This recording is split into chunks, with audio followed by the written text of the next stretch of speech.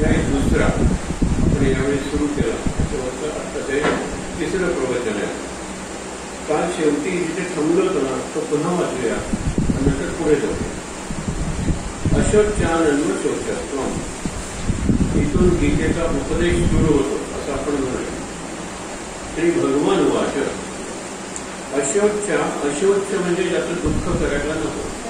शेवटी तुला महाशुचा दुःख करू नको.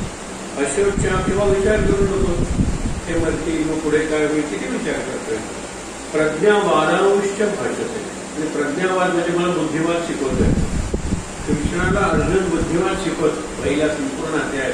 आणि याच्या काही गतासून नाम ते गेलेले आहेत किंवा जे झालेले नाही आहेत त्याच्याबद्दल पंडित विचार करत नाही. झालं ते झालं, घ्यायचं ते अजून घ्यायचं. तो आधीचा विचार करतोय, पुढचा विचार करतोय. आधीचा विचार काय, द्रोणाचार्यांनी मला शिकवलं. पुढचा विचार काय, यांना मारून मी नरकात जाईल. हे लक्षात घ्या. म्हणजे आत्ता काय कर्तव्य आहे तुझं? आत्ता कर्तव्य युद्ध करणं आणि जिंकणं. तुझं युद्ध करणं कर्तव्य नाही, युद्ध करणं आणि जिंकणं. मग पार्था लागी देव काय बोले अर्जुना आश्चर्य देखील आहे. पार्था लागी म्हणजे पार्थाला अर्जुना आश्चर्य देखील म्हणविसी पार्था सुज्ञ तू आपण परी सोडीशी ना अज्ञपणा. अडाणीपणा सोडत नाही असं स्वतःला शहाणा समजतो. सांगे धनंजया, धनंजय म्हणजे अर्जुन, तुझ्यामुळे काय आले लोकत्रय अस्तित्वाचे. हे लोकत्रय तिन्ही लोक तुझ्यामुळे अस्तित्वात आले. सर्व शक्तिशाली ईश्वरापासून होतसे निर्माण प्राणी मात्र. सगळे प्राणी त्या ईश्वरापासून निर्माण झालेले प्राणी मात्र.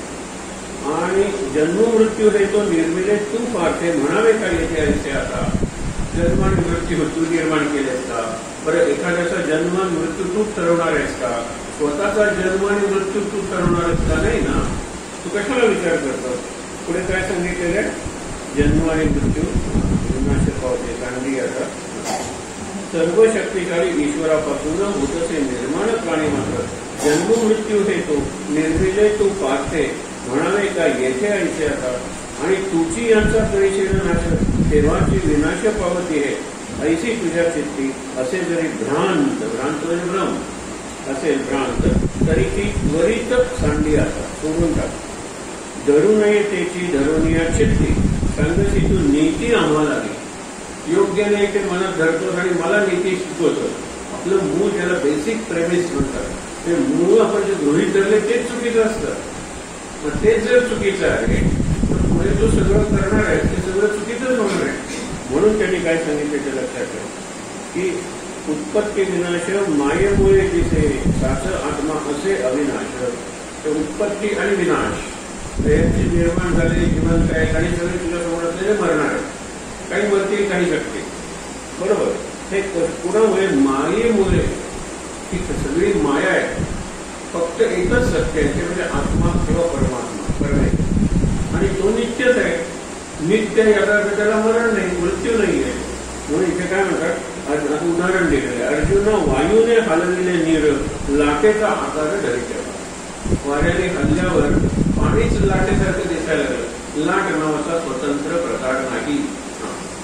त्याच्यानंतर पुढे काय, मग वायू तेथे थांबता स्फुरण आले स्थिरपण उदकाची. तरी तेथे काय नष्ट झाले आता विचार तत्वता करी आता. यादेही आरंभी दिसे बाळपण तारुण्य ते जण नष्ट होईल. देह हा एकैक ऐसी दशा पावे परिस्थिती हे सगळे नासे नाच. तैसे बंधू सुद्धा चैतन्याच्या ठाई होतो जातो पाही नाना देह. नाशिवंत देह जाईल सर्वथा चैतन्याची सत्ता सर्व काळ. आपण जर दागिन्याचं दुसरं उदाहरण देतात ते सोनंच आहे ना. सोन्याचेच दागिने घडवतात. तुम्ही जर समजा मुलीचं लग्न ठरलं तिला भांगर करायचे अलंकार तर तुम्ही सोनं घेऊन जाता. मग त्याचे एक तार तयार करतो आणि तुम्हाला मुली करायचे तर बोटाचं माप घेतो. तेवढं कट करतो, बाजूला ठेवतो. काकड घेते, बाजूला ठेवतो. कुठले बाजूबंद असू दे काय काय वाटतंय तर तो त्याच तारेचं माप घेतो आणि बाजूला नंतर म्हणतो पुढे मी कलाकुसर करेन. त्याच्या दृष्टीनं सगळं सोनच आहे. तुम्हाला वाटते की ही नथ आहे, ही मुली आहे आणि हे भांगटिळा आहे किंवा हे कानाची इयरिंग करणं कुंडल आहे. हे तुम्हाला वाटतं. अज्ञानी आहात तुम्ही. तर तो सोनार ज्याला ज्ञान आहे सोन्याचं तो सगळं सोनंच आहे. कारण का की तुम्ही समजा काही अपघात झाला, नवऱ्याला नवरा गेला आणि हे तुम्ही विकायला काढलाय, तर तो सगळं एकाच पाण्यात घालणार आहे, कोण करणार आहे? तुम्ही जर त्याला म्हणला मंगळसूत्राचा म्हणायचा तोच भाव जो पायातला जोडण्याचा विचार करूया आपण. म्हणजे स्थानावरून, त्या अलंकाराच्या आकारावरून आणि त्याचं कार्य आहे ह्यावरून ठरत नाही. तो म्हणतोय सगळं सोनं आहे, आकार बदलला, रूप बदललं की त्याचं नाव बदललं. हे लक्षात ठेवा. म्हणजे काकड का याला हा विशिष्ट आकार आहे. आपण दोन शब्द वापरतो, एक स्ट्रक्चर आणि फंक्शन. त्याचं फंक्शन काय? ह्याच्या मनगटामध्ये राहायचं, त्याचं फंक्शन काय? गळ्यात राहायचं, म्हणून नाव बदललं.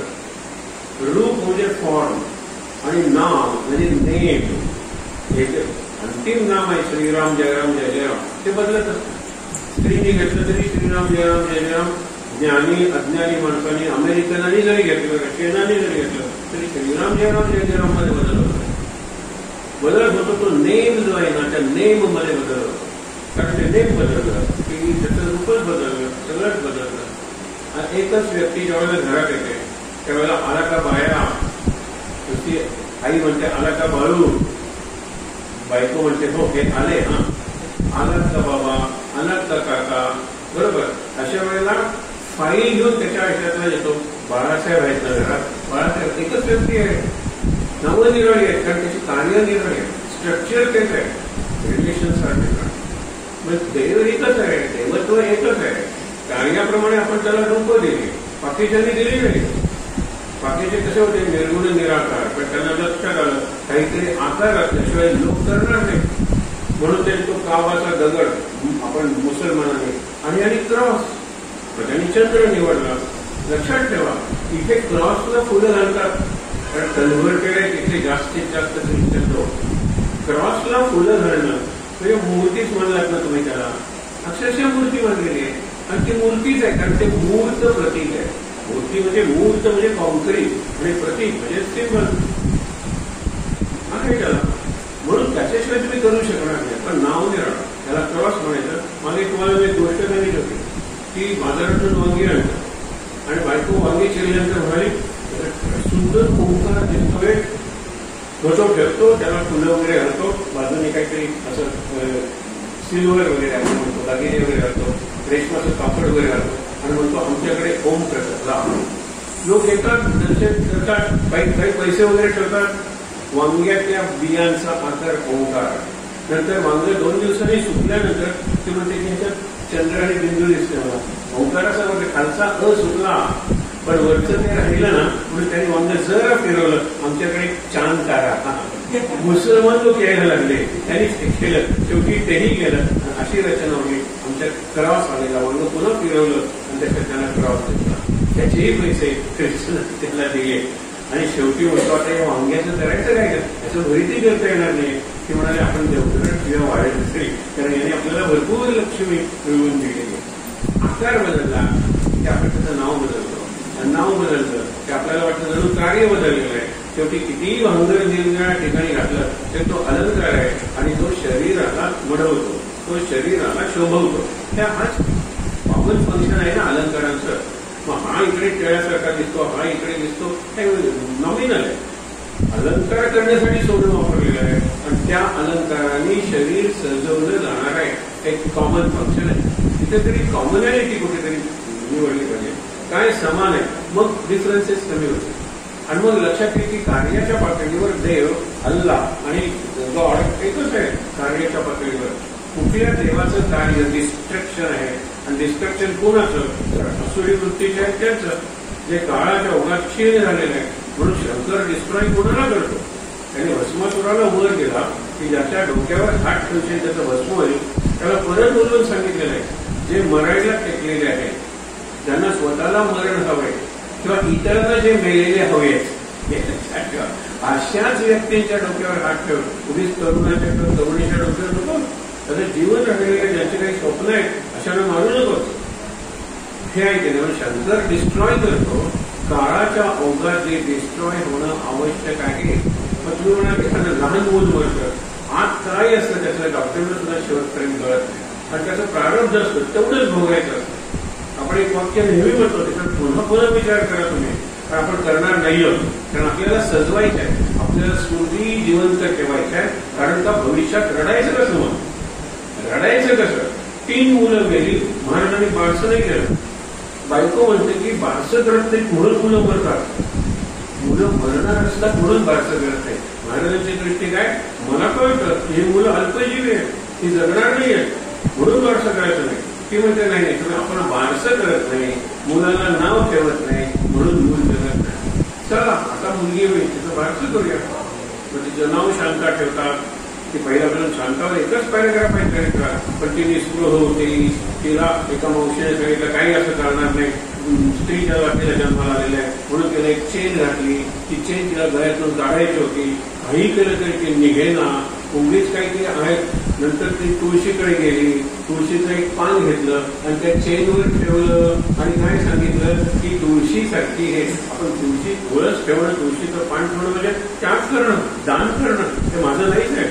तिला ती साखळी काढता आली नाहीये म्हणून तुळशीकडे घेऊन जाते आणि तुळशीचं पान त्या साखळीवर ठेवते आणि ही शांता 2.5 वर्षाचं झाल्यानंतर मरते. आता फरक लक्षात ठेवा, ही चूक आपण करतो आणि यातून जर सुधारला तर सुटलाच. लक्षात ठेवा, सुटलाच. मी थोड्याशा अनुभवावरून सांगतोय. पहिल्यांदा 3 बाळं झाली. बाळ समजा एक पहिल्या वर्षी दुसऱ्या वर्षी हे केलं, बाळ असं होतं, बाळ कसं होतं, बाळ गोरं होतं, बाळ गुलगुलीत होतं, बाळ सगळ्यांना गौरच होतं.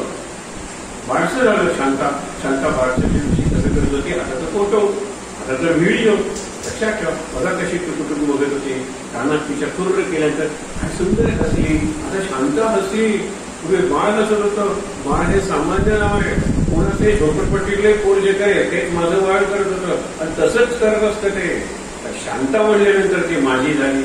मी आणि माझं याच्यासारखं दुःखाचं कारणच नाही दुसऱ्याला. मी आई आहे, कुणाची बाळाची बरोबरी आहे, शांताची याच घरात आहे.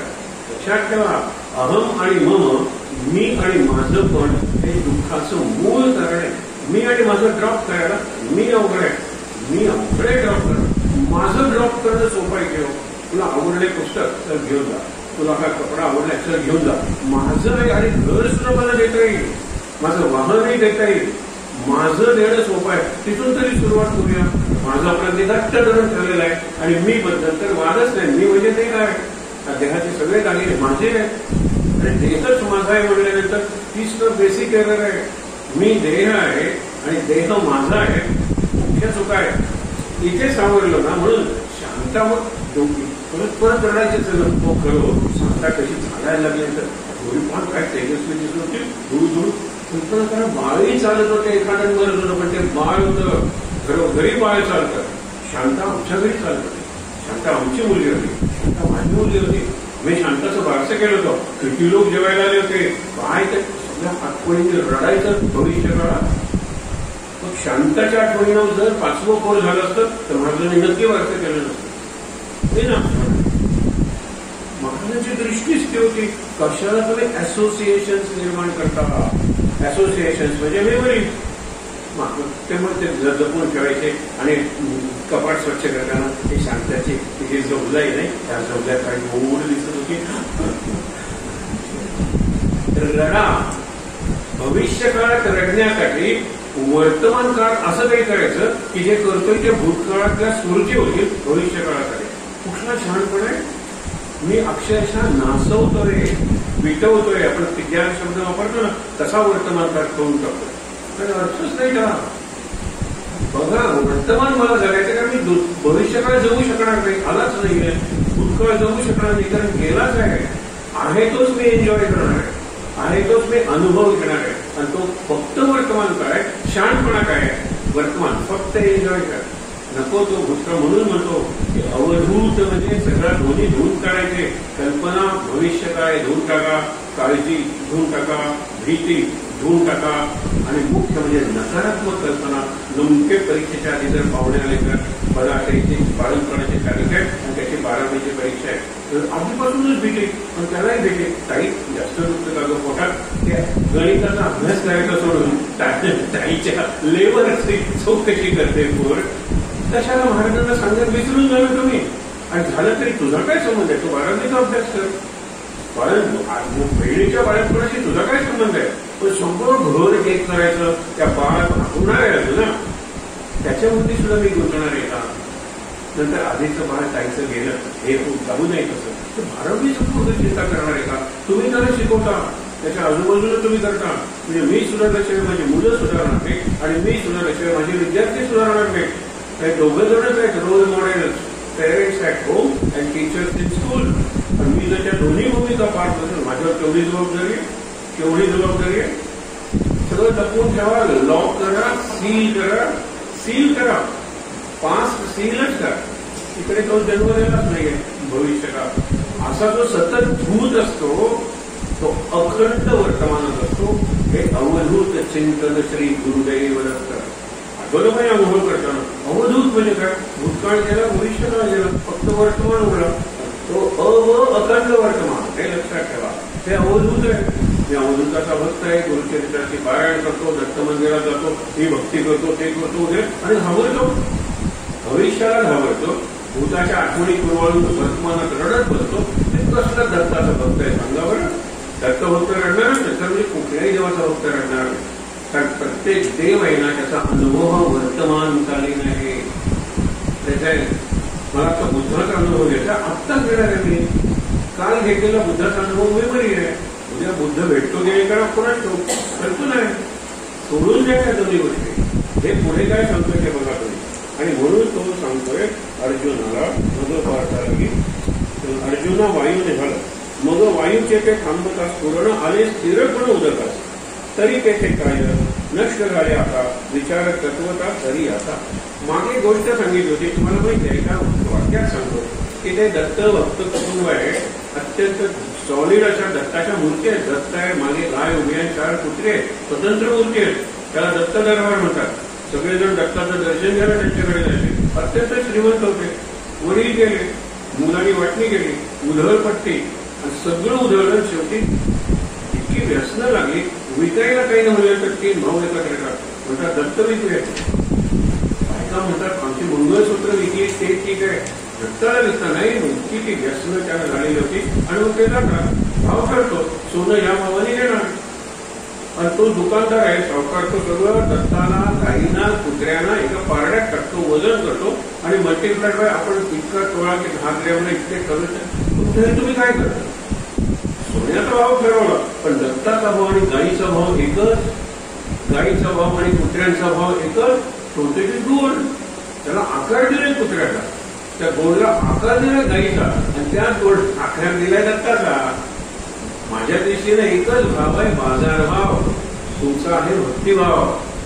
तुम्ही विचार करता की भक्तिभावामुळे दत्ताला आपण देव मानत होतो, हा फक्त त्यातलं सोनच बघतोय, नाही म्हणायला मला विकायचं नाही. म्हणतो बरं झालं, माझाही हाच विचार होता, कशाला विकताय?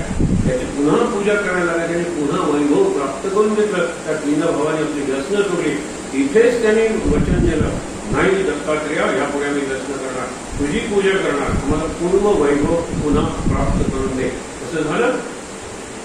शेवटी बाजाराच्या दृष्टीने एकच भाव. विचार कर, माझ्या दृष्टीने भाव निराळा आहे, आणि तो भाव निराळा आहे म्हणजे हिंमत म्हणून निराळा.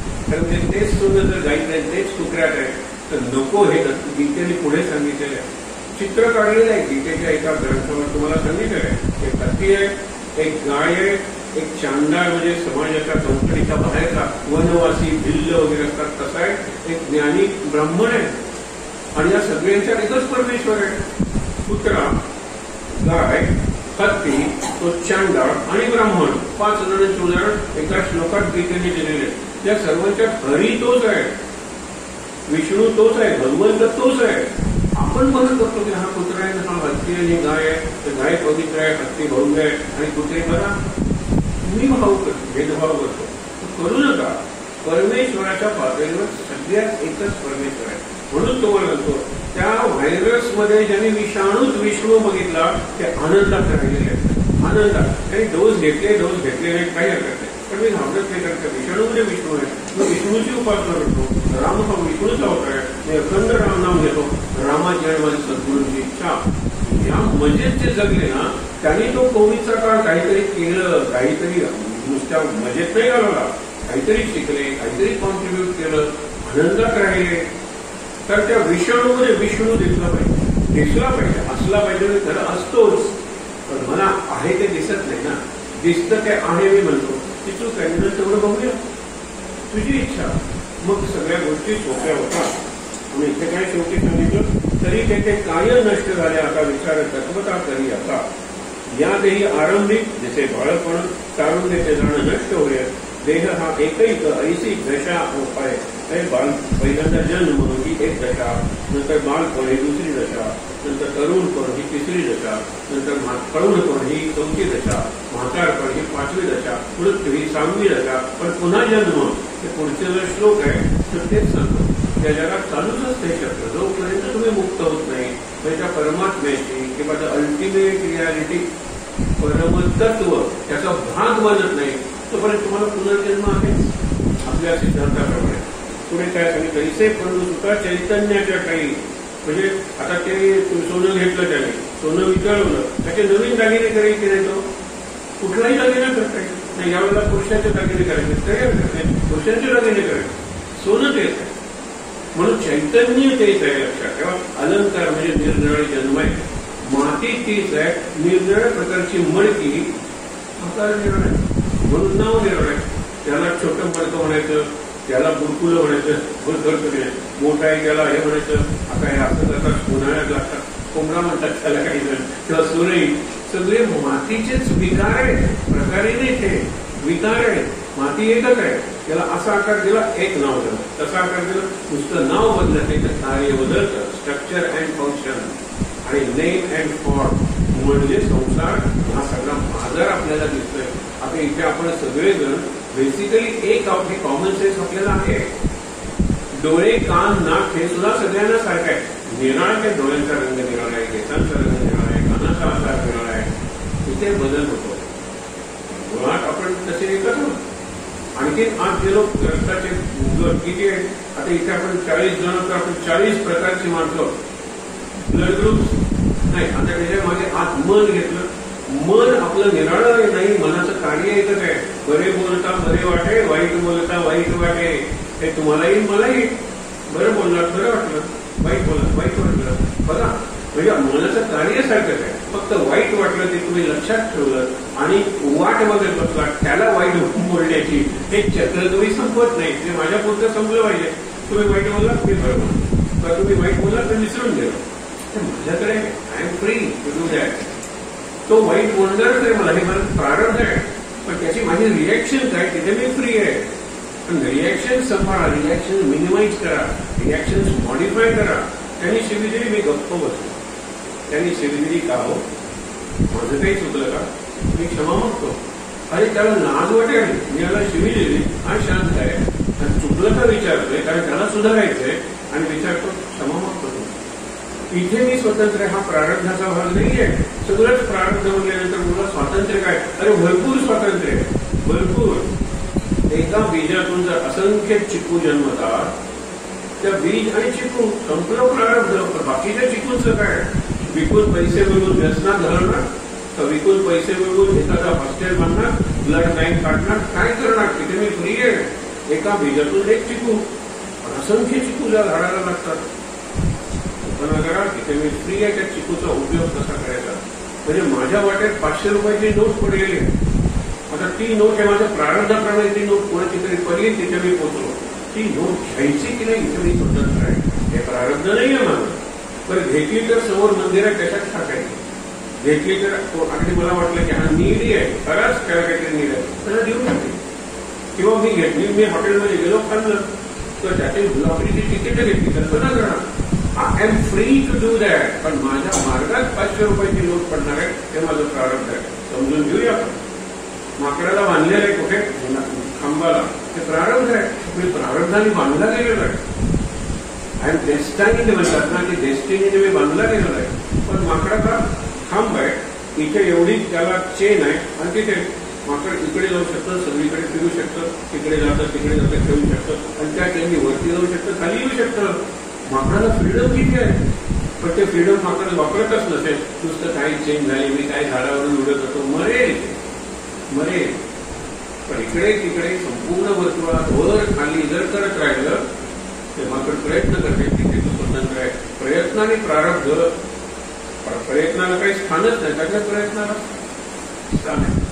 मग मालकाने त्याला बांधून ठेवलं, त्याची खेळ केले, पुढे मुलगा शिकला, त्याला नोकरी लागली, पण माकड होतं, वरील मेले.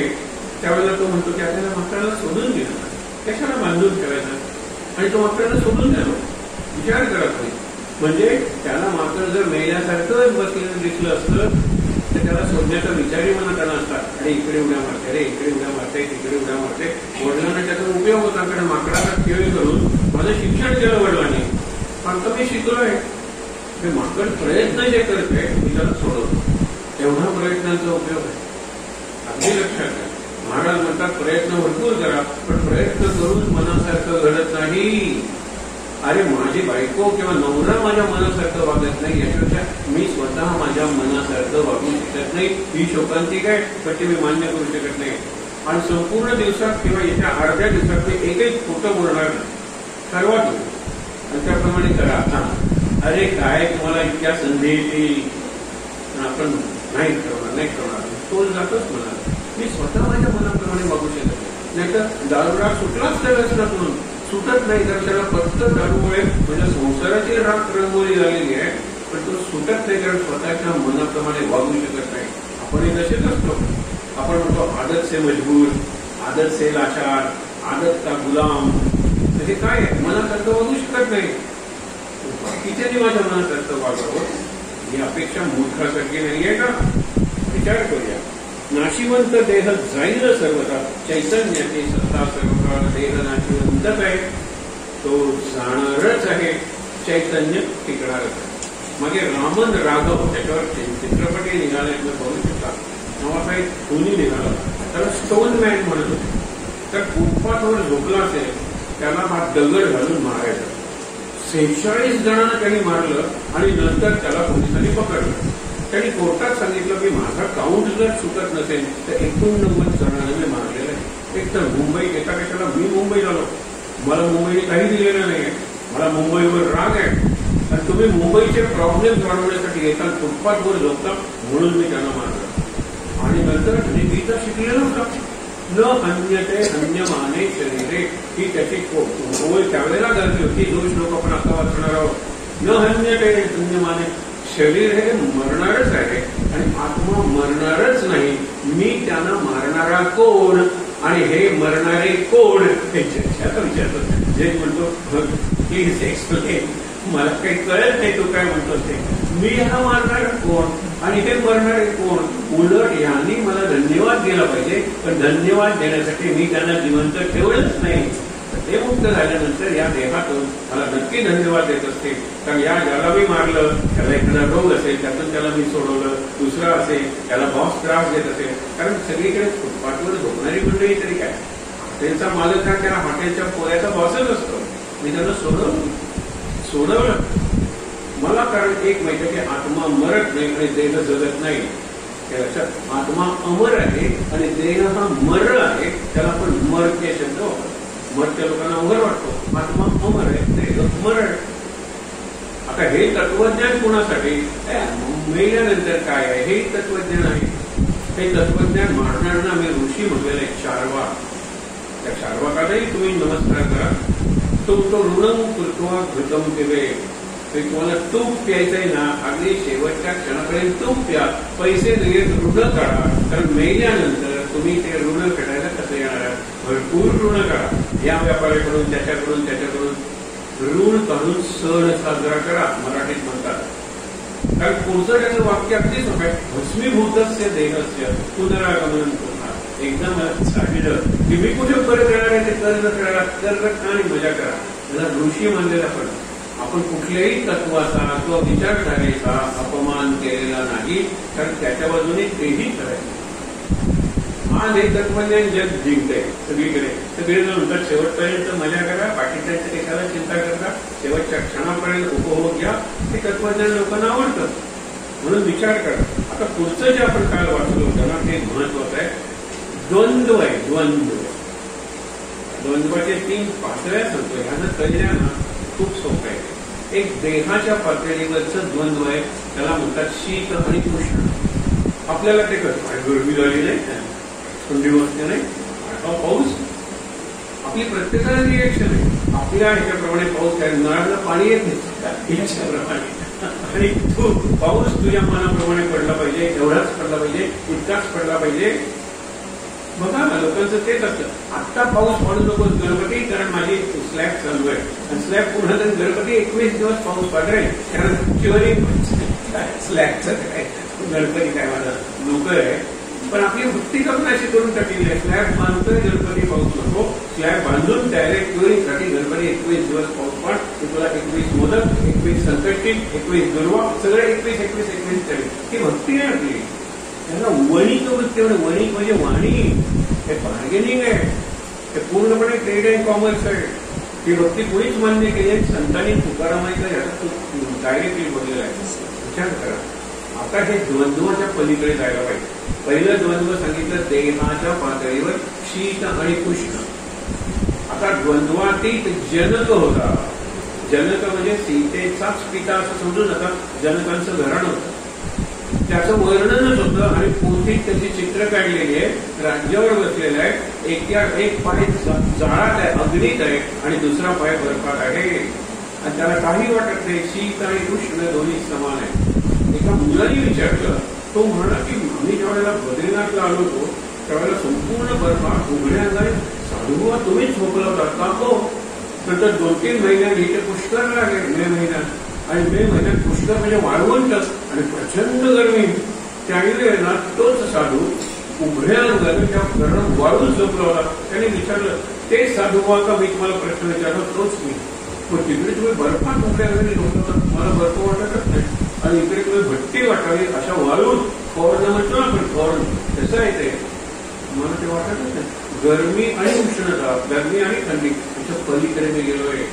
देहाच्या पातळीवर याच्या पलीकडे गेल्याशिवाय सुख नाही, शांती नाही. जरा वाढल्यानंतर लाईट गेल्यानंतर मी माझ्या स्टाफ मेंबर समाजाचा विशेषतः ख्रिश्चनला, कारण त्यांना देह म्हणजे सगळं, देहाच्या बाहेरचं जे आपण आता स्वीकारलेलं आहे. आपण आता त्यांची कल्चर इतकी मास्टर केलेली आहे की देहाच्या बाहेर आपण स्वतःला सजवत राहतो, आणि आत आपण कोरे राहतो, रिकामे राहतो, दरिद्री राहतो. आत आणि आतच मी करायचा. आपला बाहेर व्यक्त होतो त्यावेळेला मी व्यक्ती बनतो. आपल्या व्यक्ती म्हणून बस आहे, आपली देह तेच आहे. पॅथॉलॉजिकल रिपोर्ट आपण बघतो, त्याच्यात नॉर्मल रेंज दिलेली असते, ती आपल्या सगळ्यांची नॉर्मल रेंज आहे. माझं सध्याचं काय स्टेटस आहे ते पॅथॉलॉजी सांगते तुम्हाला. मुद्दा काय आहे की ज्यावेळेला शीत आणि उष्णता मी विचार करतो देहाच्या पातळीवर, देहाचे 5 इंद्रिय, त्या 5 इंद्रियांबद्दल ज्ञानेश्वर काय म्हणतात ते बघा. पण पुढचं जे द्वंद्व आहे ते मनाच्या पातळीवरच आहे, सुख आणि दुःख. महाराजांचं वाक्य कायम लक्षात ठेवा. नुसती प्रवचनं वाचली, नोट्स काढून प्रवचनं वाचली, पण आतापर्यंत तुम्हाला सांगितलं 1-2 व्यक्तींनी तरी ऐकले हे मला समाधान. एवढे यश तुला रगड माझ्या मनात, हे मला आवडती कविता आहे. पुढे जगावी लागेल हे मला वाटलं नव्हतं. कॉलेजमध्ये शिकली होती. 2 महायुद्धांची वेगळी वादळ आपटून गेली तुझ्या खिडकीवर, नाही हल्ली तुझी ज्योत. हे आईन्स्टाईन, लाल धूळ उडते आहे, धुळीमागून स्वार येत आहे. माझ्या मनाच्या तल्लावर तो तलवारीला धार लावेल आणि क्रांती घडवेल अशी मला आशा आहे. म्हणून माझ्या मनात बंद कर.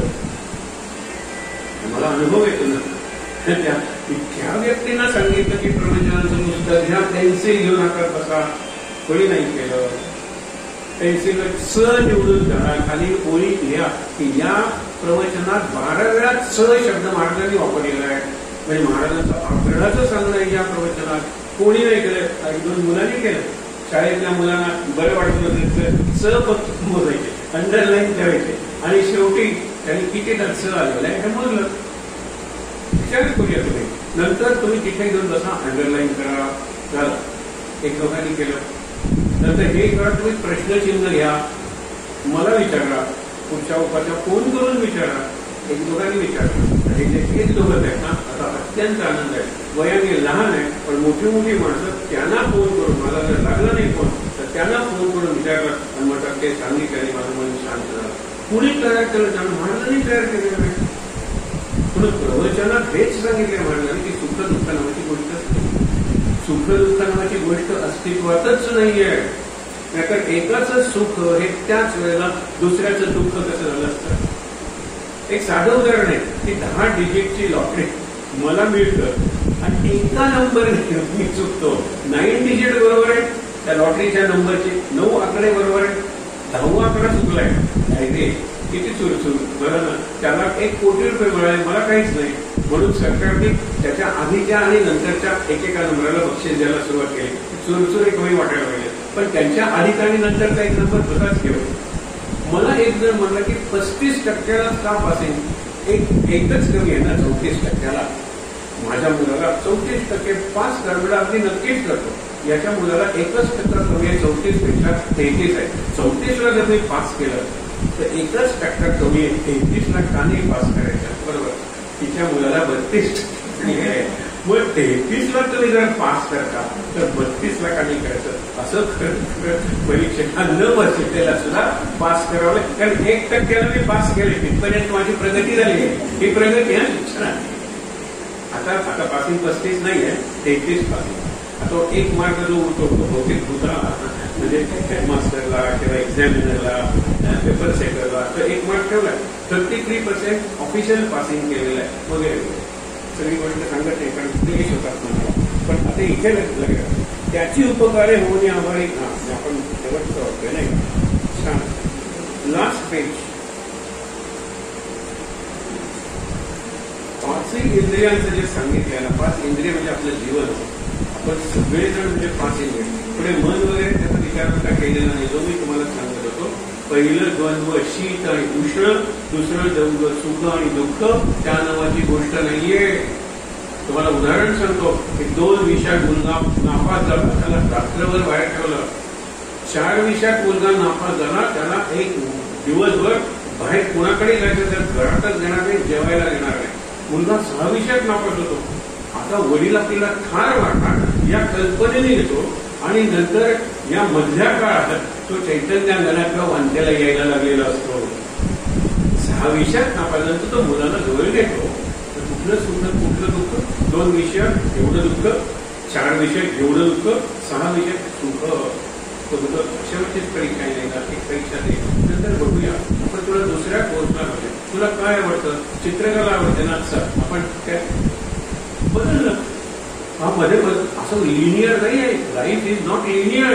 2ला एवढं, 4ला एवढं तर 6ला केवढं. 6ला 0 असू शकतं, 0 असू शकतं. माणूस बदलतो, माणसाचे रिॲक्शन बदलतात, माणसाची दृष्टी किंवा दृष्टिकोन बदलतो, माणसाची आवड नावड बदलते. या द्वंद्वांच्या पलीकडे माणूस जाऊ शकतो. आवड नावड गेली ना की एक टेन्शन कमी होतं निवडीचं. म्हणून मला कधी कधी बरं वाटतं काय घालायचा प्रश्नच नाहीये ना. कुठला रंग निवडायचा प्रॉब्लेमच नाही. इतरच माझ्यासाठी रंग निवडतात.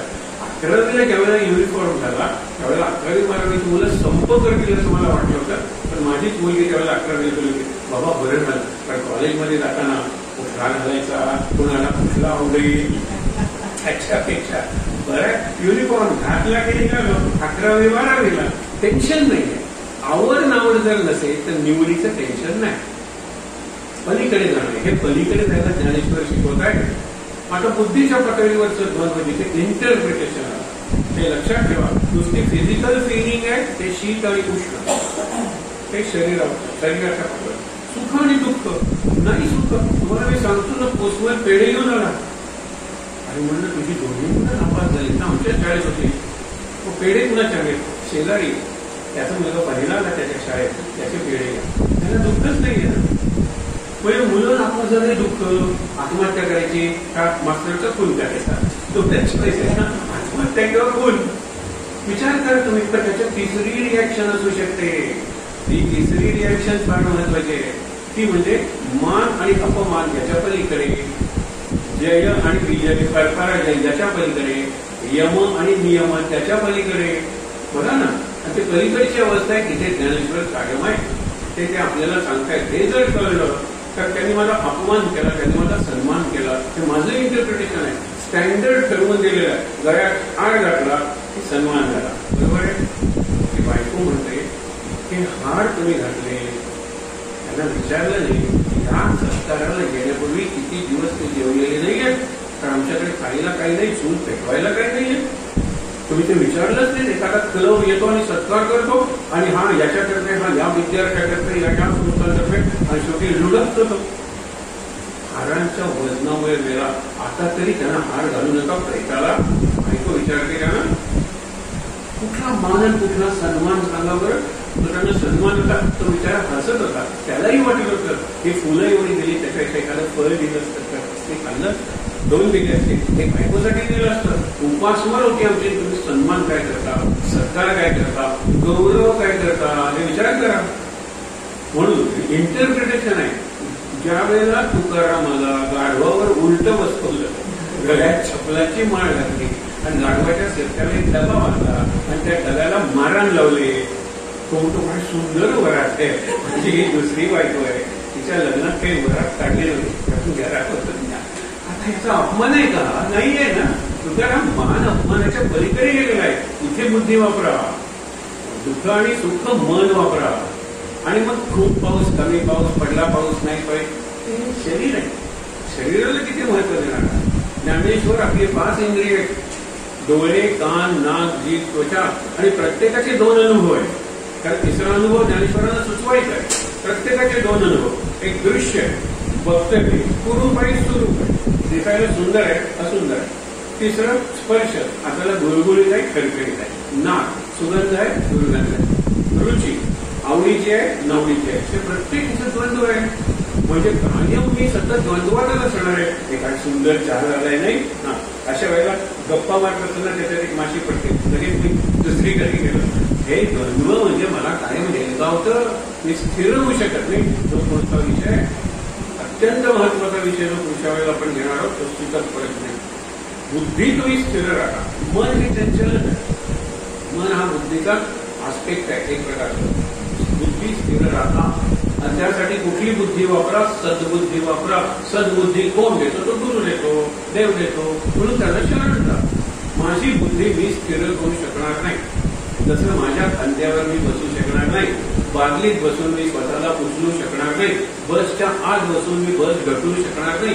काही गोष्ट आहे ना, तर मला माझ्यात बदल करायचा तर माझ्यापासून दूर आलं पाहिजे, माझ्यातून बाहेर आलं पाहिजे. हे मेडिटेशन मध्ये वगैरे सांगतात. देह इथेच राहतो आणि माझं मन मी सद्गुरू, गोंदवले, सज्जनगड इकडे येऊ शकतो. तिथे इकडून होऊ शकतो. मानस पूजा, ध्यान या गोष्टी असतात. आणि शेवटी मानस पूजा संपल्यानंतर पहिली सूचना असते, आता दीर्घ श्वास घ्या. तुम्ही सूचना देता त्यावेळेला त्या श्रोत्यातले 2-3 श्वास घेतलेला असतो त्यांनी. म्हणजे really they are out of their body. They are with their experiencing that they are out of their body. ते अनुभव घेत असतात. तुम्ही शरीराचा बाहेर आहे आणि शरीराच्या बाहेर गेल्याशिवाय आनंदात राहू शकणार नाही, हलके होणार नाही, समाधानात राहणार नाही, टेन्शन फ्री, स्ट्रेस फ्री, वरी फ्री, केअर फ्री होणारच नाही तुम्ही. हे बघा, आता वाचूया. काय सोपं झालं समजायला अगदी. देखे इंद्रियांच्या होऊनी आधी. इंद्रिय म्हणजे 5 इंद्रिय सांगितली. वागे काय ज्ञान नाकळे, त्याला ज्ञान मिळणार. आपुले विषय इंद्रिय सेवती, तेथे उपजती हर्ष आणि शोक. हर्ष म्हणजे आनंद आणि शोक म्हणजे दुःख. ते द्वंद्व आहे. मनासाठी घडली त्याला प्लेजर म्हणतात, म्हणजे सुख. मनाविरुद्ध घडली की आपण त्याला डिस्कम्फर्ट, आवड काय म्हणतो, त्याला दुःख म्हणतो. हे द्वंद्व आहे, हर्ष शोक. पुढे शब्द. पहिलं शब्द. शब्द कशाचा विषय? कानांचा विषय. लक्षात ठेवा. शब्द कानातून ऐकतो. शब्द विषयांची पाहे पारखा व्याप्ती, निंदा आणि स्तुती दोन्ही टेकते. कानाने निंदाही ऐकतो, कानाने स्तुती ऐकतो. पण मी निंदा ऐकलीच नाही. तो दुसऱ्याच कोणाला तरी बोलतोय, मी म्हणजे काय तो ऐकाय. तो सप्रेसरांबद्दल बोलते, मी सप्रेसर आहे. सप्रेसरांच्या बियॉन्ड मी नाहीये, पण तिथेच मी सुरू होतो. तिथे सप्रेसर संपतात, तिथे माझा शुद्ध मी सुरू होतो, माझी शुद्ध बुद्धी सुरू होते, माझे सद्गुरूंचा प्रांत सुरू होतो. मी आज तुमच्या ह्याच्यात राहतो त्यावेळेला सप्रेसर असतो. बघा ना, तिथे संपत्यात रथ संपली की मी महात्म्याच्या अगदीच राहतो. हे सगळं माझ्या मनाबुद्धीवर अवलंबून आहे. पण शब्द विषयांची पाहे पारखा व्याप्ती, निंदा आणि स्तुती दोन्ही येते. कर्णद्वारे कान कर्णद्वारे निंदा ऐकता स्वभावे चित्त क्षोभ पावे ऐकायचे. क्षोभ म्हणजे अस्वस्थ वाटतं, वाईट वाटतं, काय निंदा करतात ते माझी. त्याच्यानंतर परी कानी येता स्वभावाचा स्तुती उपजते प्रीती अंतरात. स्तुती आल्यानंतर बरं वाटतं. स्तुतीचं बरं वाटत नाही, स्तुती करतो त्या व्यक्तीबद्दल बरं वाटतं. आणि म्हणून स्तुती पाठक ज्याला शुद्ध मराठीत चमचे म्हणतात. स्तुती पाठक घाट स्तुती करणारे, फक्त स्तुती करणारे घाट पडलाच नाही. या वेळेला निवडणुकीत गेल्या 10,000 वर्षात आणि त्याला बरं वाटतं की माझ्यासारखं 10,000 वर्षात निवडणुकीत कोणी पडलं नव्हतं. नाही बरं काय हेच चमचे ते असले स्तुती पाठक मी जमवतो. आणि मला स्तुती ऐकायला बरी वाटते. तरी कानातूनच येते. मी मनावर का घेतो हाच प्रश्न आहे. कानावर आलेली मनावर का घ्यायची आणि मनावर घ्यायची की नाही कोण ठरवतात, बुद्धी ठरवणार. बुद्धीचे सर्वही होते. परत बघा कर्णद्वारे निंदा ऐकता स्वभावे चित्त क्षोभ पावे एकाएकी परी कानी येता स्वभावाचा स्तुती उपजते प्रीती अंतरात. आता स्पर्श, स्पर्श म्हणजे त्वचा आहे. आणि त्वचा हे एकमेव इंद्रिय ते सगळ्या देहावर आहे. त्याच्यात हा देह बांधलेला आहे. बघा ना, याच्या खाली त्वचा आहे, पायाच्या खाली त्वचा आहे, हाताला त्वचा आहे. हाताला डोळे कुठे नाहीये, पाठीला कान कुठे नाहीये, बाकीची इंद्रिय आहेत तिथे आहे. त्वचा सगळीकडे पसरलेली आहे. त्यामुळे पायात काटा बसल्यानंतर डोळ्यातून पाणी आणि आई येतं ना, येतच येतं. कारण सगळं शरीर त्वचेनं व्यापलेलं आहे. म्हणून स्पर्श ज्ञान हे सर्व देह व्यापी आहे. आणि ते स्पर्श ज्ञान नष्ट झालं की आपल्याला लेप्रसी होते. जी मनाची लेप्रसी आपल्याला झाली आहे. आपल्याला दुसऱ्याबद्दल काही वाटत नाही, आपल्याला स्वतःच्या जीवनाबद्दल काही वाटत नाही, स्वतःच्या कल्याणाबद्दल काही वाटत नाही. ती लेप्रसी आहे. शरीराची लेप्रसी बरी. आनंदवन उभारलं बाबा आमटे म्हणतात ज्वालानंद वगैरे, त्याचा देहाचा महारोग झाला होता, पुष्ठरोग. काही नाही, तो बरा झाला. तर त्याची बोटाची गेलेली होती ती गेलेलीच राहिली. पण ठीक आहे, पायाची गेले ना, हाताने काम कर, त्यांना माग दिले, पायाने काम कर, मशीन दिलं, आनंदवन दिलं. पण ज्या तरुणांना मनाचा महारोग झालेला आहे, आणि महारोग म्हणजे इनसेन्सिटिव्ह, ते त्वचेचे सगळ्या सेल्स मेलेले आहेत. चाचणी टोचली तरी दुखत नाही. तुम्हाला तरी घरात काय झालं तर पहिली टेस्ट करून बघता ते शिक्षकांनी केली पाहिजे. शिक्षकांच्या लक्षात येतं की इथे विचार का चाचणी टोचलं दुखलं की ते लेप्रॉटिक पॅच नाहीये. पण अगदी टोचलं, सुई घेतली टोचलं, त्याच्या कंपास हे करून मी तुम्हाला सांगतो, करून सांगतो. त्यामुळे काय की आपण जर विचार केला तर प्रत्येक इंद्रियाचे 2 अनुभव आहेत. हा किंवा तो. एक प्लेजर आहे आणि दुसरा आहे तो पेन आहे. पेन अँड प्लेजर हे बेसिक आहे. स्पर्श विषयाचे कोमल आणि कठीण सांगितलं, गुळगुळीत आणि कोमल स्पर्श आहे आणि कठीण स्पर्श आहे. महाभारतातला हास्य विनोदाचा एक प्रसंग आहे, त्याला आपण म्हणतो ना हास्य रस. महाभारतात नवरस आहे. हास्य रसाचं उदाहरण आहे की तो म्हणतो की तू माझ्या बहिणीची दासी आहेस, म्हणजे माझीच दासी आहे, मी तुला उपभोग घेणार. त्यावेळेला ती म्हणते माझे 5 पती आहेत, ते गंधर्व आहेत, ते दिसत नाही, आणि माझ्याकडे नुसतं डोळे वाईट करून बघितलं तर त्याचे डोळे काढून टाकतील, माझ्याबद्दल वाईट बघितलं तर जीभ उपटून देतील. तुला काय वाटलं? एक दिवस मी तुला देतो विचार करायला.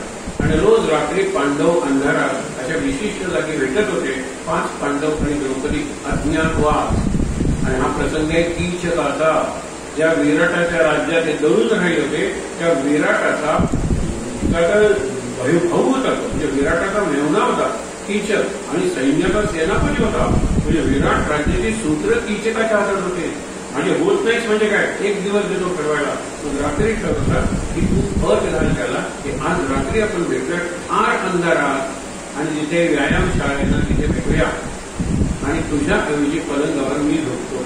मग पुढे कीचकासाठी प्रार्थना, मी म्हणतो माझ्यासाठी तू जाऊच नकोस, मला वस्त्र दे तुझी, मी ते वस्त्र घालतो आणि त्याच्यावर झोपतो पलंगावर. आणि नंतर येतो अंधार असला तरी मी तुला शोधून काढणार. कीचकाचे संवाद आहेत. कालपर्यंत तुम्ही ते दंड तिथे नाजूक येतो ते काय झाले, पण असं मला भेटण्याच्या उत्सुकतेमुळे दंडकडे विस्तारते गेलेले. हा तो याला हात लावतो, जरा जास्त टणक वाटते, पण काही हरकत नाही. असं करत करत करत शेवटी त्याला भीम शरीराला स्पर्श करून देतो विनोदाने, आणि नंतर तो जागा कीचकाला अशा पद्धतीने मारतो की पाय पोटात घालतो, डोकं छातीत घालतो, एक फुटबॉल करतो आणि तो पाय रस्त्याच्या मध्ये बघतो. दुसऱ्या दिवशी लोक सकाळी जे फिरायला जातात, गौरी दूध घालायला जातात, ते कुठले जाणार बघितलं नाही. असं मुलगा आहे, त्यांना ग्रंथ नाहीये काही, सगळे घाबरतात. मग राजा म्हणतोय आग घेऊन या बघूया काय करायचं. त्यावेळेला भीम म्हणतो बघा काय ते, पण मला तरी वाटतं हे इकडे ओढा इकडून ओढा तर पाय बाहेर येतात. अरे हातात तर किचकाची अशी अवस्था कोणी केली. द्रौपदी म्हणजे कदाचित माझ्या गंधर्व पतीने केली असेल, ते दिसत कोणालाच नाही, पण त्यांना सगळेजण दिसत असतात. विनोद असता वाचवला, पण स्पर्श ज्ञान हे अंधारात सुद्धा होतं. कारण कोमल आणि कठीण, गुळगुळीत आणि खडबडीत हे स्पर्श आहेत ना, आणखीन स्पर्श आहे. उष्ण आणि ह्याचा स्पर्श ज्ञान आहे ना, सगळ्या शरीराला स्पर्श ज्ञान होणार आहे. म्हणून सांगतो, डास जरी बसला तरी आपल्याला कळतं, लक्षात ठेवा. याचा अर्थ स्किन इज सेन्सिटिव्ह अगदी. आणि बऱ्याच वेळेला पुढे एवढी सवय होती की वडिलांनी मारलं तरी बाबा काही लागलं नाही ग, कारण कोडगा झालेला आहे. मी तिथे इतक्या वेळा मारलेलं आहे की ते स्किन ठीक झालेलं आहे. हे मनात बदल झालेला आहे. आतडी तशीच आहे त्याची, पण तो कोडगा झालेला आहे. इथे आपण सावध राहायला पाहिजे. इथे पुढे काय सांगतात बघा, स्पर्श विषयाचे कोमल कठीण ऐसे दोन्ही गुण होती का त्वचेंद्रियद्वारा धनुर्धरा जाणं होती कारण तोष आणि खेळ. खेळ म्हणजे दुःख आणि तोष म्हणजे संतोष, आनंद. आनंद आणि दुःखाला कारण होतात, कारण सगळ्यांना मोहमोह असतं. सगळ्यांना दोरी बायको हवी, म्हणून पूर्वी जाहिरात त्याची दोरी बायको हवी. आणि देणारा कोण असेल विचार कल्पना करू नका. आधी मानव वगैरे दिसायचे ना, मग त्यांचे चेहरा तो माकडासारखा, वर्ण का खूप पुरी पाहिजे. ती जाहिरात होती की आम्ही हळद घातलेलं आमचं जे फुले पाहिजे वापरा आणि 15 दिवसात गोरे व्हा. असे काही ती हळद आणि हो गोरी असा प्रकार आहे का? नाही ना. ते जन्मजात ते स्वीकारून पुढे गेलं पाहिजे. कुणी सांगितलं द्रौपदी काय, सीता काय, काळे होते लोक. सत्यवती काळी होती, पण काय तेज होतं त्यांच्यात. कुणी सांगितलं की काळे लोक तेजस्वी नसतात म्हणून? असतात, हेही सुंदर दिसतात. आणि म्हणून लक्षात ठेवा, एक ते सुंदर, एक ते अघोर रूपाचे प्रकार. आता डोळ्यांचं एक सुंदर आहे, दुसरं अघोर आहे म्हणजे असुंदर आहे. आपल्याला दिसणार काय सुंदर आहे, काय कुरूप आहे हा, एक डोळ्यांनी दिसतं. एक डोळ्याचं द्वंद्व. एक ते सुंदर, एक ते अघोर रूपाचे प्रकार ऐसे दोन, त्याची जीवा लागे धनंजया देत देखी सुख नेत्रद्वारा. नेत्रद्वारा सुख आणि दुःख येतात. दृश्य चांगलं दृश्य नको, मला आवडतं ते आवडत नाही, ते एक ते सुंदर. त्याची हे बदलतं. तुम्हाला सांगतो, पूर्वी मी सिनेमा बघायचो नाही, दर्शनीचे सिनेमे बिलकुल बघायचो नाही. आपले सुद्धा शेवटची 15 मिनिटं म्हणजे काय, दिशाव आणि पोलीस अगदी उशिरा यायचे आणि हे या पोलिसांना ताब्यात. आणि पुढे मी 30-15 मिनिटं बघायला लागलो, कारण तो जो मारायचा नट निरनिराळ्या लोकांना, ते माझा प्लंबर, इलेक्ट्रिशियन, कार्पेंटर ती माझी असायची मंडळी. मी मारू शकायचं नाही ना, म्हणून मी हिरो करून त्यांना मारून घ्यायचो. तेच दृश्य आहे. बदललंय तर मी बदललेलं आहे, माझं इंटरप्रिटेशन बदललेलं आहे. त्यामुळे मला हा चांगला हा वाईट हे बदलतं काळाच्या ओघात. ज्ञानेश्वर म्हणतात उपासनेतून तेच घडवायचं. जेवण कसं आहे, सुंदर, पक्कड, कविता शब्दला अरे राजासारखं झालेलं जेवण बघा ना. माझी जीभ जर अमृताची असेल, माझे कान जर अमृताचे असतील, माझ्या डोळ्यात जर अमृत असेल, म्हणजे नेत्रामृत, कर्णामृत आपण जर वापरलं तर मला सगळं गोड लागेल. सगळं चिरंजीव बनवणारं ठरवेल, मला अपमान करणारं नाही ठरवणार. पुढे बघा ना, त्याची जीवा लागेल जाणे परिमळ. परिमळ म्हणजे सुगंध. तर नाकाचं द्वंद्व. जाणे परिमळ तोही का विविध सुगंध दुर्गंध ऐशावे. घ्राणेद्वारे दारा सुगंधे आनंद, दुर्गंधे विषाद वाटे चिंता. सुगंधाने आनंद वाटतो, दुर्गंधाला की वाईट वाटतं. परंतु ते काम करणारे लोक असतात ते आपल्याला की मडगाव गाडी जरी गेली कचऱ्याची तरी आपण नाक लागतो. मग मुलगा म्हणतो बाबा आपण एसी मध्ये वास येत आहे, बाबा सवयी ना की गाडी दिसली की नाकत. कसं आहे, इतकं आपलं असतं ते तिथेच काम करतात. त्याने त्याला सवय आहे. सवय नाही, ते बुद्धीला म्हणतात या नरकातच मला काम करायचंय, नरकच मला स्वर्ग वाटेल. जाऊ पुढे बघूया. घ्राणेंद्रियाद्वारा सुगंधे आनंद, दुर्गंधे विषाद म्हणजे दुःख वाटे चित्ता. गोड आणि कडू हे जिभेचा जन्म आहे. गोड आणि कडू विविध हा रस, तैसा प्रीती प्राप्त उपजवी. प्रीती त्रास गोड असेल तर प्रीती आहे, आणि हे असेल त्रास असेल तर ते कडू आहे. म्हणून अर्जुना, विषयांचा संग दावी अधोमार्ग जीवा लागी. विषयांचा आहारी गेला तर तुम्ही नरकातच जाणार, स्वर्गात जाणार नाही. विषयानं तुम्ही जिंकलं कसंही असलं तर मी आनंदात राहणार आहे. आणि हेच खरं सूत्र आहे. बाहेरच्या जगाचा परिणाम माझ्या मनावर होणार असेल आणि मी सुखी किंवा दुःखी होणार असेल तर बाहेरचं जग कधी कायम माझ्या मनासारखं राहणार नाही. मी कायम सुखी दुःखी असंच असणार आहे. आणि त्याच्यात सुख जवा पाडे, दुःख पर्वत आहे एवढे. आपण म्हणतो कणा एवढं काय सुख आणि दुःख, एक लावा सुखाचा 100 लागे दुःखाचे. सुख कसं तर खसखशीचा गाणं आणि दुःख आभाळाचं मायना. हे लक्षात ठेवा ना, हे सगळं आपलं पाठ आहे. मग रडतो कशाला? दुःखाचं प्रमाण जास्तच असणार आहे, म्हणून जास्त रडत आपण रडत राहतो. आपण आता माझं सगळं मजेत चाललंय, देहाचं मजेत चाललंय. देहाला एकदम काहीतरी झालं ना की संपलं. आम्ही लोकांना सांगतो या दिवसात राहू नका. कधी बीपी तुमचे शूटअप होईल, तुम्हाला स्ट्रोक येईल, सांगता येणार नाही. पॅरालाइज व्हाल तुम्ही. आणि पॅरालिसिसच्या केसेस या दिवसात जास्त असतात. ऍज इट इज आपलं टेम्परेचर जास्त असतं. बाहेरच्या तापामुळे आपण आणखीन तापलेलो असतो आणि जरा काही बोललं की आपला अपमान होतो, तर आपण लोकांना टोलतो. We shoot up our own blood test. इथे काळजी घेतली पाहिजे. तुम्ही शेवटी काय करता करा, विषय वाचून नाही विषय गोड ऐशी जन्म गोड इंद्रियांची. विषयाशिवाय त्याला काही गोडलंच नाही. ते इंद्रिय विषय तोडले की इंद्रियांचं कामच संपले. डोळे मिटून जर एखादा कपिल मुनी बसतो किंवा एखादा मुचकुंद झोपतो, त्यांचं ते इंद्रियच गेलं की त्याला बाहेरचं काही दिसतच नाही. काही जण 12 वर्ष मौन, कारण ते इंद्रियच गेलेलं आहे. पुढे तर त्याला डिस्ट्रॉफी नावाचं एक शब्द आहे. ज्या वेळेला बाहेर पडतो सावरकरांसारखा एखादा वीर, त्यावेळेला त्यानं काही एवढीच कोठडी दिलेली असते. ते झोपायचं असेल तरी सुद्धा उंच असेल तर आता डायगोनली झोपावं लागतं. त्या सतत भिंती डोळ्यासमोर असल्यामुळे बाहेर त्यांना काढल्यानंतर त्यांना त्या 10 फुटाच्या पलीकडचं दिसतच नाही. त्यांना आकाश दिसत नाही, चंद्र दिसत नाही, सूर्य दिसत नाही. हळूहळू सवयीनं ते दिसायला लागतं. त्यांना हालचाल करायला सांगितलं तिथे एवढ्यातच हालचाल करतात. So conditioned is their life. म्हणून म्हणतो एअर कंडिशनर वापरा, पण don't get condition to AC. हे सगळ्यात वाईट आहे. आणि कंडिशनिंग म्हणजे पावलोज डॉग. पूर्वी गोष्ट सांगितलेले, शेवटी पुन्हा आठवण करून सांगूया. असे आपण कुत्रे किती दिवसाचे झालेलो. तुम्हाला मी सांगितलं ना, माझा एक मित्र, त्याला त्रास देतात पॅसेंजर्स बऱ्याच वेळेला. त्यावेळेला तो उतरताना कुत्रा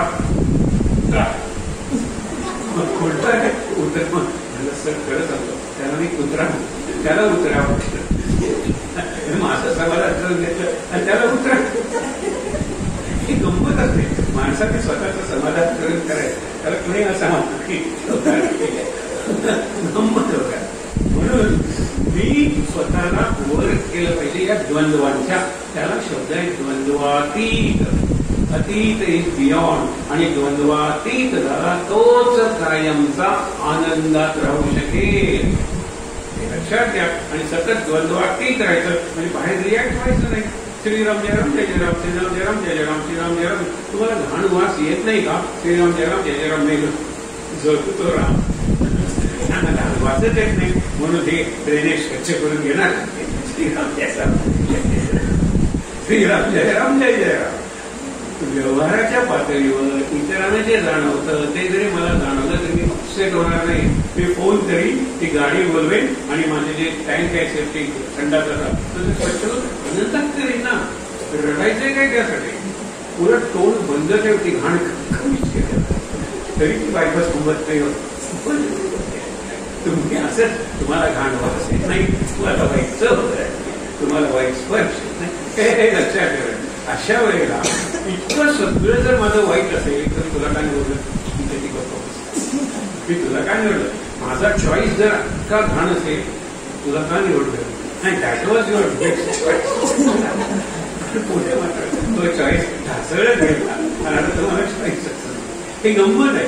बुद्धीनं हे सगळं विनोदाने घेता येतं, अगदी शांत मनाने स्वीकारता येतं. म्हणून बुद्धी आपण आपल्या ताब्यात आणूया. परत सांगतो, बुद्धीचे व्यायाम आपण पुढे एखादं सत्र केवळ त्याच्यावरच घेऊया की बुद्धीचा उपयोग कसा करायचा. बुद्धीनं मनाला, मनानं इंद्रियाला आणि इंद्रियांनी जीवनातल्या विषयांना कसं नियंत्रण आणायचं, तो महत्वाचा भाग आहे. याचा अर्थ तुम्ही खाऊ नका असं नाही, भजी वगैरे खा ना, पण मिळाली नाही तर राक्षस बनू नका. हे लक्षात ठेवा ना. बरेच लोक आता ते घरात येते आणि अर्ध्या तासाचं गरम करून स्वयंपाक वाढला नाही तर मला खाते हा लांडगा कुठला सांगा बरं. हा भयंकर लांड आहे. कारण इंग्लिशमध्ये म्हणतात ना, there is a wolf in my stomach. माझ्या पोटात लांडगा लवकर काहीतरी खायला नाही. ते कसलं आहे सांगा बरं. उलट आज झालं नाही तुझं, कुणी आलं होतं झालं काही होतं का समजून घ्या तिला. त्यावेळेला ती म्हणाली नाही मी टीव्ही बघत बसले, माझी चूक झाली, हरकत नाही. यावेळेला ती आधीच स्वयंपाक करेल मग टीव्ही बघेल, कारण तिने स्वतःला सुधारलेलं आहे. तर तुम्हीच जर 17 वर्ष झाले तुला माहित नाही का, आले आले मला जेवण लागतं, मला सगळं माहिती आहे, तर 17 वर्षात तुम्ही सुधारला नाही. गॅस संपू शकतो हे तुमच्या लक्षात आलं नाही का? हो, कारण गॅस संपलाय म्हणून तर स्वयंपाक झाला नाही. मग आता गॅस मग आणा तुम्ही केला असतात. विचार करा तुम्ही, दुसऱ्याला विचारा, दुसऱ्याला समजून घ्या, तुमचं दुःख कमी होईल. दुसऱ्याला आनंद द्या, तुम्ही आपोआप ऑटोमॅटिकली आनंदात राहा. दुसऱ्याला कन्सिडर करा. You will be consider by कायनात म्हणतात ना, entire world will consider you. You just consider the next person, जो दुसरा आहे. एक तुम्हाला सांगतो ना, मी बघितलेलं, तुम्ही आपण बसने प्रवास करत होतो, मागच्या सीटवर एक बाई बसलेली होती आणि पुढच्या सीटवर एक तरुण बसला होता. त्याच्या पुढच्या सीटवर सगळ्या खिडकीकडे होत्या. ती बाई त्याला सांगत होती की खिडकी जरा बंद करा, माझ्या मुलाला ताप आलेला आणि ते वारं आहे. मी त्याला पदराखाली घेतलं पण नाही. मी रिझर्वेशन करताना खिडकीचं तिकीट काढलेलं आहे, मी खिडकी बंद करणार नाही. हे त्याचं उत्तर होतं. आता ह्याला तुम्ही स्वराज्य टिळकांच्या योग्यतेचा आहे का सांगा बरं. सगळेजण त्याला सांगायला लागले. शेवटी कंडक्टरला सांगितलं, कंडक्टर आधी ओढ बाई त्याला का तुला माणूस की नाही का, तुला ती खिडकी पाहिजे, इथे कुठेतरी चूक करतो आपण. दुसऱ्याला मला माहित नव्हता, सॉरी मी बंद करतो खिडकी. ती बाई म्हणते की नाही आता माझी मी उतरते, पुन्हा त्या खिडकी उघडली तर हरकत नाही. तिथे कोण येऊन बसतो, ते जर म्हातारे आजोबा असतील त्यांना जर आपल्याला असेल मी खिडकी बंद ठेवतो. हा माणूस हिरो ऑफ दॅट पॉप्युलेशन, जी बसमध्ये जे आहे ना हिरो होईल. आणि हिरो होण्यासाठी करायचं नाही, माणूस बनण्यासाठी करायचं. मानवता मानव बनण्यासाठी आणि माणूस बनण्यासाठी हे पाहिजे आणि ते आपण इथून शिकतो. म्हणून शेवटी काय म्हणलेलं आहे या ह्याच्यात, शेवटी इंद्रियांचा अधीन. म्हणून या अर्जुना विषयांचा संग लावे अधो मार्ग जीवा लागे, विषया वाचून नाही तुझे गोड, ऐसी जन्म खोड इंद्रियांची. आणि म्हणतात ना, जित्याची खोड मेल्याशिवाय जात नाही.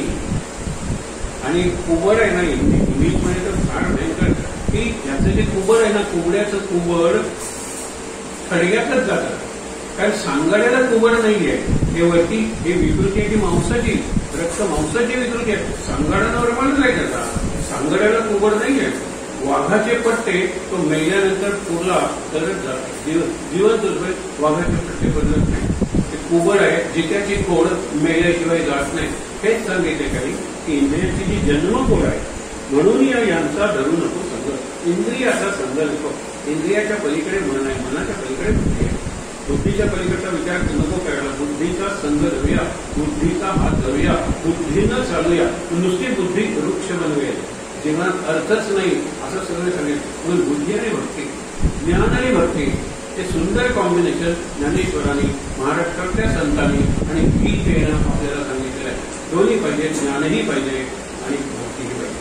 म्हणून ज्याला आपण म्हणतो भावार्थ गीता. भाव हे भक्ती आहे आणि अर्थ हे ज्ञान आहे. अर्थ म्हणजे डोकं आहे आणि भाव म्हणजे हृदय. हृदय आणि डोकं एकत्र करून जीवनात जर वागलो, निर्णय घेतले तर आपलं जीवन आनंदात राहील. शेवटी काय म्हणतात, देखे विषयांच्या नव्हे तो अधीन, सुख दुःखातून सुखे कौचिक. धनंजय तया नाही गर्भवास, विषयांचा पाश सुखे जाता. त्याला गर्भवास नाही, तो मुक्त आहे. गर्भवास म्हणजे पुढचा जन्म नाहीये, त्याला पुढचा जन्म नाहीये, तो आत्ताच सुटला. जर तुम्ही या द्वंद्वांच्या पलीकडे गेलात तर ते इथे आता एवढं पुरे. नंतर दुपारी आपण छापलेलं आहे ना नवीन, तिथून सुरुवात करणार. अजून व्हायचं आहे चालू ठेवा. पुढचा जो कागद आहे दुसरा वाचूया तरी घ्या. बघा की तुम्हाला सांगितलं ना, न हन्यते हन्यमाने शरीर, आता ते एक लोक होतात. नासतो विद्यते भावो ना भावो विद्यते सदा. हे अगदी सोपे श्लोक आहे का? उभयोरपी दृष्टो सांगितले. आणि तत्वदर्शी जे लोक आहेत ते दोन्ही गोष्टी खऱ्या मानत नाही. कारण नासतो विद्यते जे आहे ते कधीच नसणार आहे, म्हणजे नाही ते कधी असणार नाहीये. तुला देह कधी नसणार नाहीये, लक्षात ठेवा. आपला तुम्हाला आता वाटत नाही की गेल्या अर्ध्या तासात आपण काहीतरी नवीन ऐकलंय. आपल्यापैकी काही जणांनी निश्चय केला असेल इंद्रियांच्या अधीन जायचं नाही, परत मनाच्या विरुद्ध वाघ. हे त्या धनगराला रामदासांनी नाही का सांगितलं? 3 शब्द मनाच्या विरुद्ध वाघ. तो आज आपल्याला जास्त लागू आहे. तर आपल्या मनाच्या इंद्रियांच्या बाजूने इंद्रियांचे कितीतरी भोग आहेत. पूर्वी किती साधं जेवण असायचं, आता किती निरनिराळ्या प्रकारचे कुकिंग स्टाईल्स निघालेले आहेत. पूर्वी जास्तीत जास्त गेल्यावर आपण या साऊथ इंडिया नाही का नॉर्थ इंडिया नाही काय, आता प्रत्येक प्रांताची नवीन कुकिंग स्टाईल झालेली आहे. मग ते कॉन्टिनेंटल झालंय, चायनीज झालंय, थाय झालंय, फ्रेंच झालं, सगळं झालंय. मग आता मन तिकडून धावायला, या वेळेला हे बघूया, त्यावेळेला ते बघूया, त्यावेळेला ते बघूया.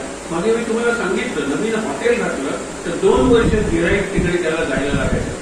आता 2 तासात होतं आणि नंतर रिव्ह्यू दिले, गुगल रिव्ह्यू दिलं ना, बापरे दुसऱ्या दिवशी 4 वाजता त्याचं ध्येय संपते दुसऱ्या दिवशी, आणि मग तो जास्त आणायला लागतो.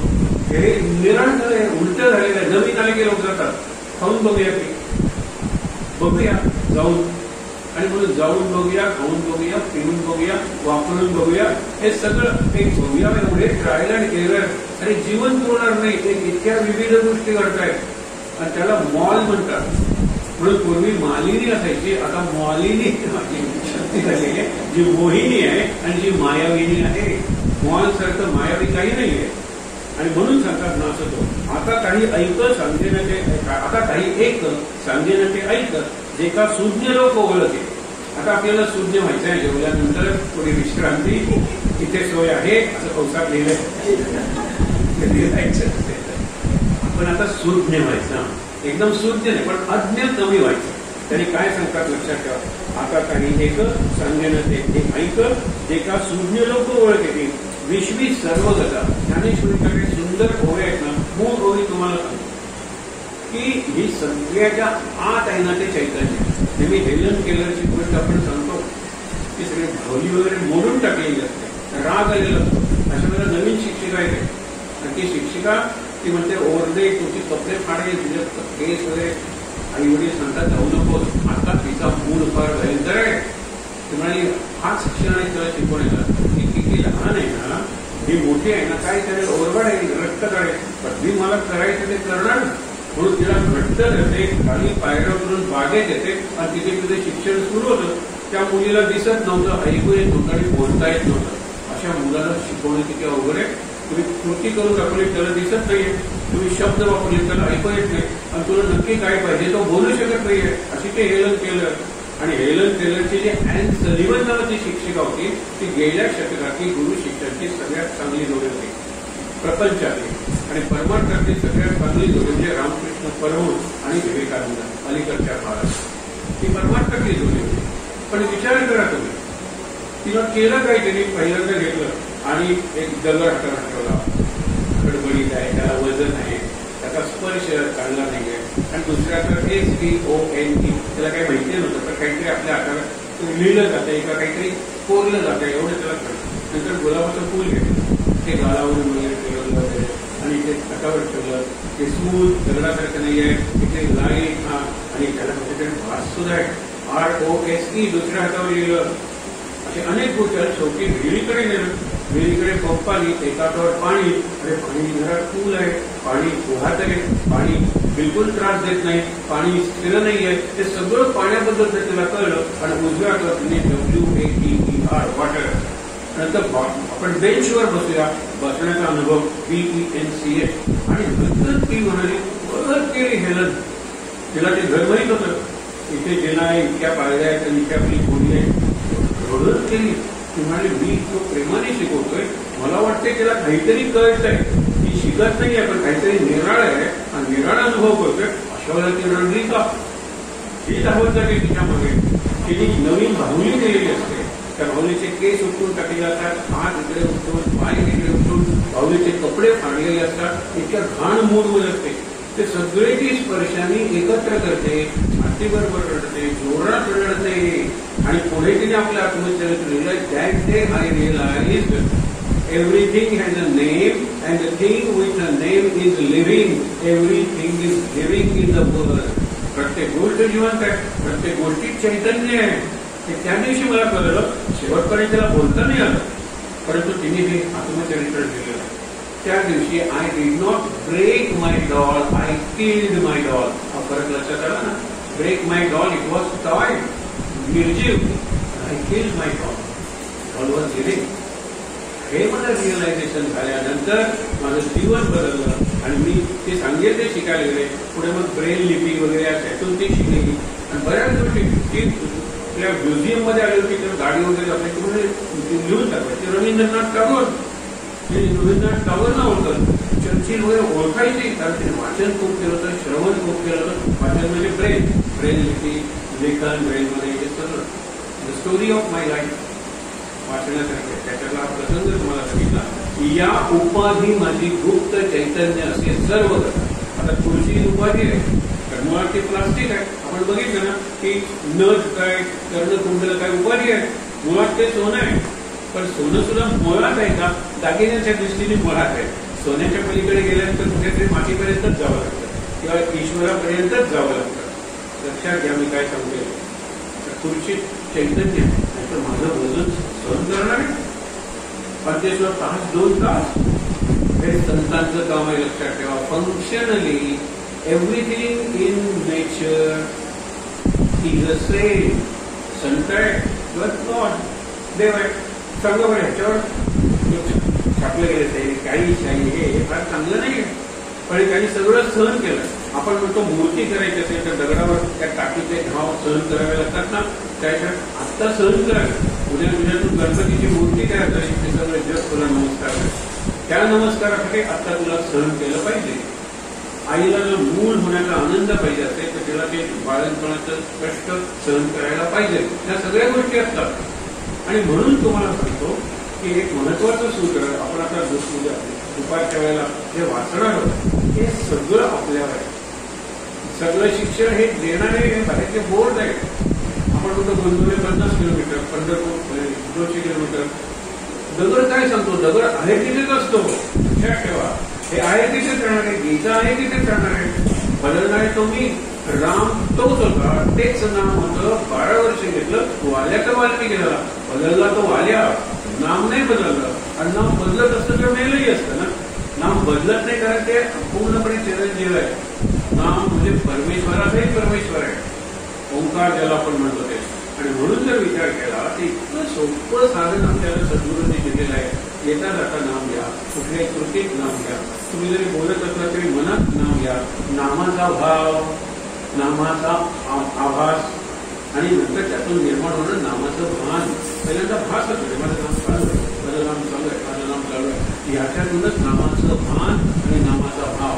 भान म्हणजे awareness. I am aware that आज नाम चालू आहे. नाम म्हणजे श्रीराम, जयराम, जय जयराम हे शब्दच कशाला पाहिजे. नामातून जो आनंद मिळतो तो आत आहे आणि जो बाहेर व्यक्त होतोय हा माझा अनुभव आहे. You cannot challenge it. लक्षात ठेवा. माझं दुःख आहे, यू कॅनॉट चॅलेंज इट. म्हणजे आपण म्हणतो ना जास्त दुःख त्याला भोगलं पाहिजे. हे असतंच ते प्रत्येक अनुभवातच आहे. म्हणून दुपारी आपण जो विषय सुरू करू त्यावेळेला ते अगदी लक्षात ठेवायचं की त्यांनी इथे जे सांगितलेलं चार होईल. मिसळले दूध तैसे दूध आणि पाणी, काळी निवडोनी राजहंस तैसा सारा सार करिता विचार सहज संसार निरसला. सहज निरसन म्हणजे निरसन झालं. शंकांचं निरसन, दुःखाचं निरसन, संसाराचं निरसन. वाईट गेली म्हणजे काय शब्द गेली, संसार पुसला जाईल. सारासार विचार केला. हंसाचं उदाहरण दिलेलं. पण हंसाच्या चोचीत जी रचना आहे ना, शेवटी तो निसर्गाचा पक्ष आहे. हे जिवंत आहे ना. मला एखादी प्रश्न विचार, विनोबांनी उदाहरण दिलेलं आहे त्यांच्या गीता प्रवचन. हाच अध्याय आहे. ते म्हणाले स्थितप्रज्ञ कोणाला म्हणायचं, जशी पळी असते, डाऊल आपण म्हणतो ते झुडक्यात घातलं काय किंवा श्रीखंडात घातलं काय, त्याला त्याचं काही नसतं. ते तितक्याच आनंदाने तुम्हाला झुणका वाढेल, तितक्याच आनंदाने तुम्हाला श्रीखंड वाढेल. मुलाने विचारलं पण त्याला जीव कुठे, त्याला जीव कुठे, त्याला अरे पण तुला आहे ना, तुला आहे म्हणजे आज मी खातोय झुणका, उद्या कदाचित श्रीखंड मिळेल, आज श्रीखंड खातोय उद्या कदाचित झुणका मी तो तितक्याच आनंदानं खाईल, हे तुला कळतं ना, त्याच्यासाठी उदाहरण दिलेलं आहे. त्या गावलाला कळत नाही, पण खरं म्हणजे गावलाला कळत नाही, तुला कसं कळलं, हा साधा साधा प्रश्न आहे. त्याला कळत नाही तुला कसं कळलं, पण तुला विवेक नावाची बुद्धी आहे, आत्मविवेक, आणि विवेक हा पण सद्गुरू आहे.